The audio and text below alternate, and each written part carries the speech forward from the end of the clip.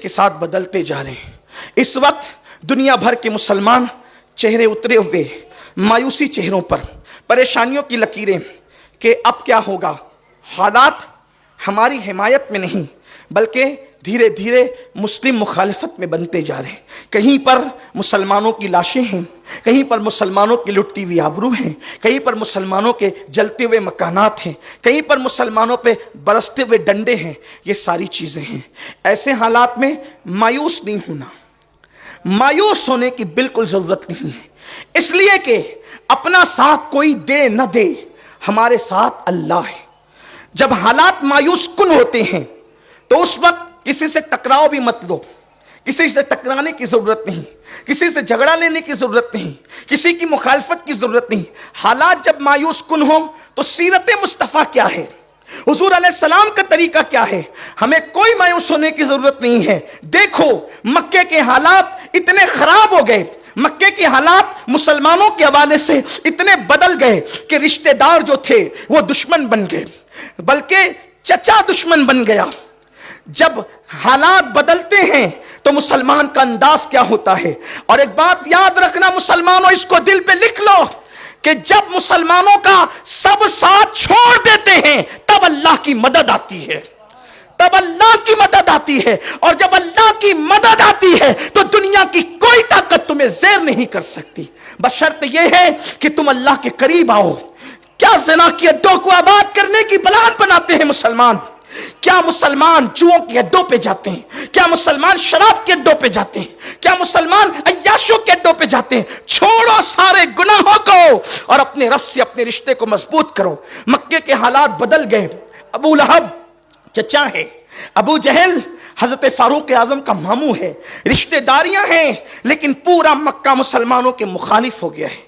جب مسلمانوں کے مخالف ہوا، حالات اتنے بدلے کہ اللہ کے رسول مصطفیٰ جان رحمت صلی اللہ علیہ وآلہ وسلم جو ہے وہ مکہ چھوڑنے پر بظاہر جو ہے وہ آقا کریم صلی اللہ علیہ وآلہ وسلم نے فیصلہ کر لیا، مکہ چھوڑنے حضور۔ لیکن لا تقنطوا من رحمت اللہ، اللہ کی رحمت سے کبھی مایوس نہیں ہونا، نا امید نہیں ہونا۔ نا امیدی کفر ہے، نا امیدی کفر ہے۔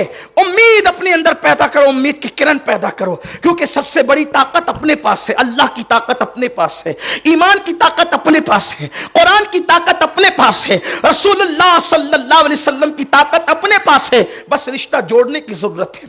حضور علیہ السلام مکہ چھوڑنے، کس شان سے چھوڑ رہے مکہ؟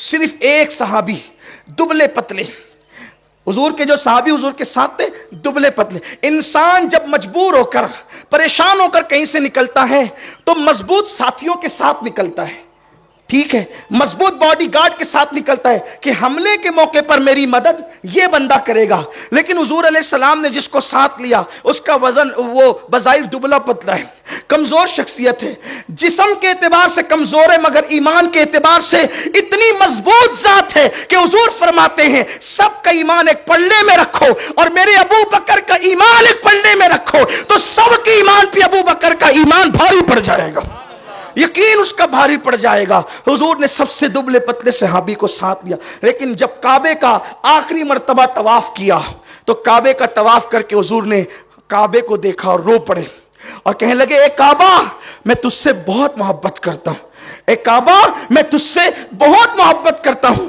میں تجھے کبھی چھوڑ کر نہ جاتا، تو میرے اللہ کا گھر ہے، مگر اے کعبہ سن لے میں آج جا رہا ہوں، میں آج جا رہا ہوں لیکن جلدی واپس آؤں گا۔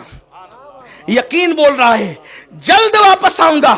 دیکھو حالات ایسے، حضور گھر چھوڑ کے جا رہے ہیں مگر حضور فرما رہے امتیوں کو درس دینے کے لیے حالات سے کبھی مایوس نہیں ہونا۔ حضور کہتے ہیں میں جلد لوٹ کر کے آؤں گا، اور پھر صدیق اکبر کو ساتھ لے کر حضور غار ثور میں 3 دن تک رکتے ہیں۔ دو لوگ ہیں، دو لوگ، ایک صدیق اکبر ہے، سرکار ہے۔ واقعہ بتانا مقصد نہیں، صرف اشارہ دینا تاکہ امید کی کرن پیدا ہو۔ کوئی مایوس ہونے کی ضرورت نہیں ہے، حالات سے حالات بدلتے رہیں۔